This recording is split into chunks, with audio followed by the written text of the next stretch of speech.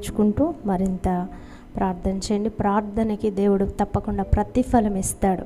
ప్రతి ప్రార్థనని ప్రభు అంగీకరిస్తాడు. కాబట్టి మనకి ఎలాంటి దుఃఖం ఉన్నా, ఎలాంటి వేదన ఉన్నా, ఎలాంటి బాధలున్నా దేవుని సన్నిధిలో మోకరించి మన హృదయాల్ని కుమ్మరించుకుంటూ ఉన్నప్పుడు దేవుడు గొప్ప జవాబులు మనకందరికీ అనుగ్రహిస్తాడు. కాబట్టి ఏ విషయంలో చింతపడొద్దు. బైబిల్ గ్రంథం సెలవిస్తున్న విషయం ఏంటంటే, దేని గురించి చింతపడకూడదు, కానీ ప్రతి విషయంలో ప్రార్థన విజ్ఞాపనల చేత ఆయన సన్నిధికి రావాలని దేవుని యొక్క వాక్యం సెలవిస్తుంది. మన భారం యెహోవా మీద మోపాలని దేవుని యొక్క వాక్యం సెలవిస్తూ ఉంది. కాబట్టి కన్నీళ్లతో విత్తితే సంతోషగానాలతో మనం పంట ఖచ్చితంగా మోసుకొని పోతాం.